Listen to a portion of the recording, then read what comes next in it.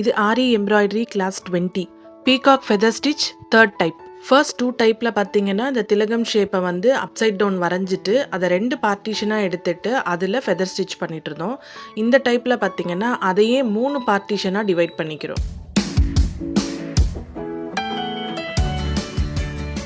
இங்கே ஸ்டார்ட் பண்ணிக்கணும். இங்கே ஸ்டார்ட் பண்ணிவிட்டு ஃபஸ்ட்டு ஸ்டிச்சை இங்கே பண்ணிக்கணும். பண்ணிவிட்டு செகண்ட் ஸ்டிச்சு இங்கே பண்ணணும். இப்போது இங்கேருந்து எடுக்கும்போது அதை புல் பண்ணி இங்கே கொண்டு வரும்போது ஜஸ்ட்டு கொஞ்சம் முன்னாடி ஒரு ஸ்டிச் வச்சுட்டு அதுக்கப்புறமா நம்ம மார்க் பண்ணியிருக்கிற இடத்து மேலே செகண்ட் ஸ்டிச் வைக்கணும். அங்கேருந்து அடுத்ததாக இங்கே ஸ்டிச் பண்ணணும். லைட்டாக கொஞ்சம் கேப் விட்டுட்டு அதுக்கும் அப்புறம் இங்கே கொண்டு போகணும். இங்கே கொண்டு போகும்போது இன்னும் கொஞ்சம் கேப் அதிகமாக இருக்கும். இப்போ புல் பண்ணி கொண்டு வந்துட்டு முன்னாடி பண்ண மாதிரி கொஞ்சம் முன்னாடி ஒரு ஸ்டிச் வச்சுட்டு அதுக்கப்புறம் அந்த மார்க் மேலே ஒரு ஸ்டிச் வைக்கணும். இப்போது இங்கே ஒரு ஸ்டிச் வைக்கணும். அதுக்கப்புறம் இங்கே ஒரு ஸ்டிச்சு அங்கேருந்து புல் பண்ணி கொண்டு வந்து இப்போது இங்கே கொஞ்சம் முன்னாடி ஒரு ஸ்டிச் வச்சுட்டு அதுக்கப்புறமா அந்த மார்க் மேலே இன்னொரு ஸ்டிச் வைக்கணும். ஸோ இதே மாதிரி கண்டினியூ பண்ண போகிறது இல்லை, ஏன்னா இப்போது மேலே 2 லேயர்லேயும் ஒரே மாதிரி தான் பண்ண போகிறோம். பட் கீழே வரும்போது பார்த்திங்கன்னா உங்களுக்கு அந்த ஷேப் மாற மாற இப்போ அந்த மார்க் மேலே நம்ம ஸ்டிச் பண்ண போகிறோம். இப்போ பார்த்தீங்கன்னா இங்கேருந்து புல் பண்ணி கொண்டு வரும்போது அந்த மார்க் மேலேயே ஒரு ஸ்டிச் வச்சுட்டு அதுக்கு கீழே பண்ணுற ஸ்டிச்சும் மார்க் மேலேயே இருக்கணும். இப்போ இந்த இடமும் பாருங்கள் நம்ம வரைஞ்சிருக்கிறதுக்கு ஏற்ற மாதிரி கொஞ்சம் இறங்கிட்டே வரும் பாருங்கள். இப்போ இங்கே கீழே இறக்கிக்கணும். ஸோ முதல்ல ஸ்டார்ட் பண்ணும்போது ஒரு 2-3 ஸ்டிச் வந்து மார்க்குக்கு முன்னாடி ஒரு ஸ்டிச் வச்சுட்டு அதுக்கப்புறம் மார்க் மேலேயும் ஒரு ஸ்டிச் வைக்கணும். அப்படியே அந்த டிசைன் கொஞ்சம் இறங்க இறங்க ஷேப் மாறும்போது என்ன ஆகுதுன்னா 2 ஸ்டிச்சையுமே நம்ம மார்க் மேலேயே வைக்கணும்.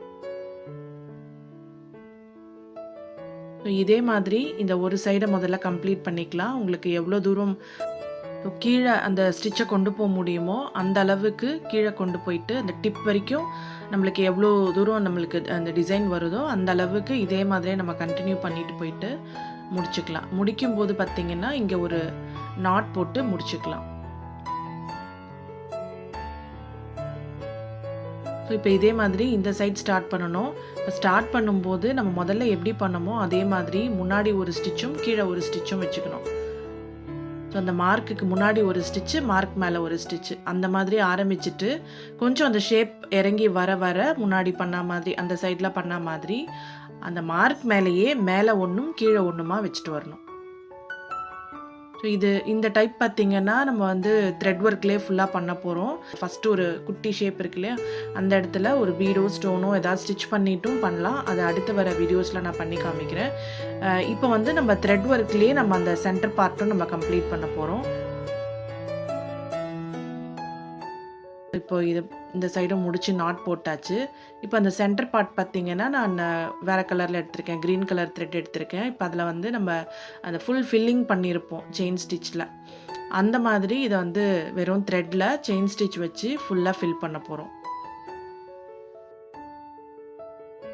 இது சில இடத்துல வந்து இந்த செயின் ஸ்டிச் ஃபில் பண்ணும்போது கொஞ்சம் கஷ்டமாக இருக்கும், ஏன்னா ஸ்டிச் மேலேயே ஸ்டிச் போடும்போது கொஞ்சம் அழுத்தமாக இருக்கிற மாதிரி இருக்கும்.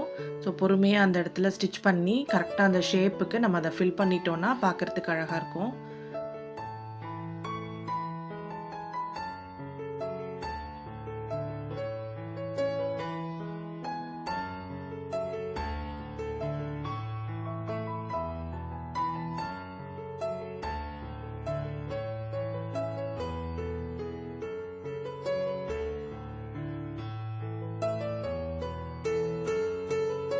இப்போ இந்த ஃபில்லிங்கையும் முடிச்சாச்சு. கடைசியாக இந்த இடத்துல நம்ம நாட் போட்டுக்கலாம்.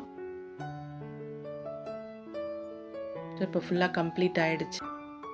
மற்ற 2 டைப் ஃபெதர் ஸ்டிச் கூட இந்த டைப்பையும் நல்லா ப்ராக்டிஸ் பண்ணிக்கோங்க. தேங்க்ஸ் ஃபார் வாட்சிங்.